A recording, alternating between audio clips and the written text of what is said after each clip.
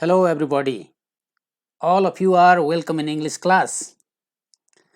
And today we are going to discuss about uh, an elegy that is composed by Alfred Lord Tennyson.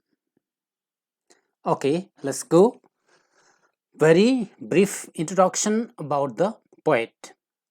As you are quite familiar, Alfred Lord Tennyson, one of the representative poet of Victorian period.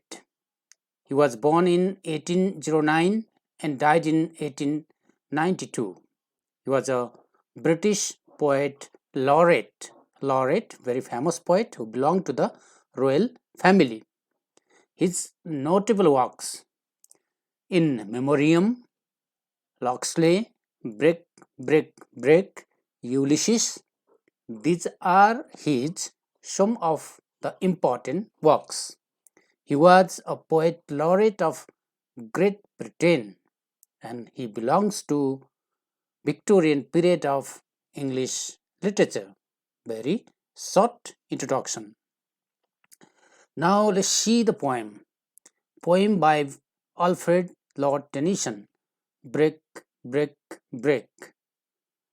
O thy cold grey stone, O sea, and I would that my tongue could utter the thoughts that arise in me.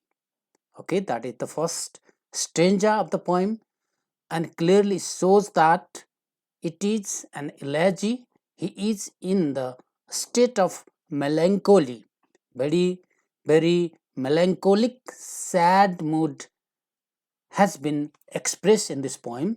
Read, you go all through the poem. There are only four stanzas. Okay, now let's go to the theme. The theme of the poem is the poem Break, Break, Break is an elegy. As you know, elegy is a poem that is only sung in the time of somebody's death. It expresses the sad feeling on the occasion of death. It is an expression of grief at the time of death of his dear friend Arthur Hallam.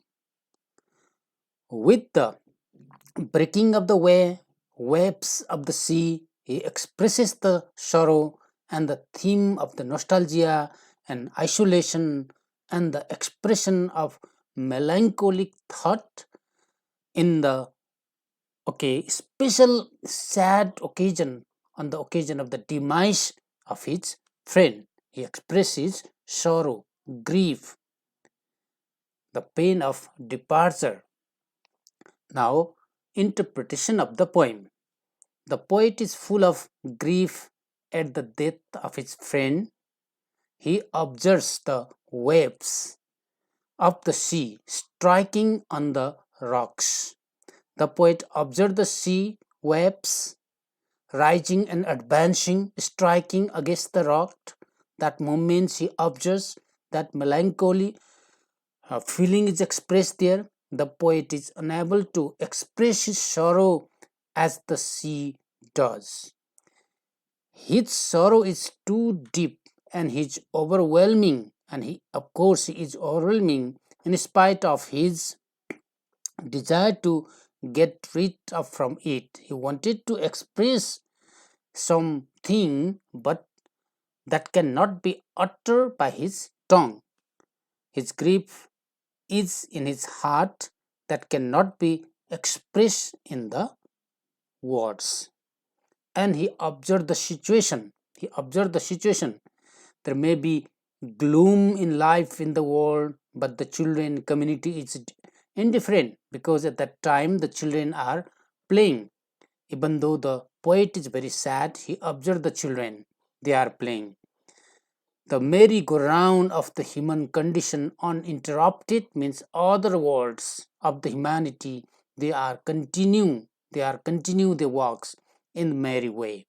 His griefs became more poignant at the sight of the cheerfulness of the fisher boy, and he imagined to be on the seashore, the spot where his dead friend lies buried, The life of other is going usual.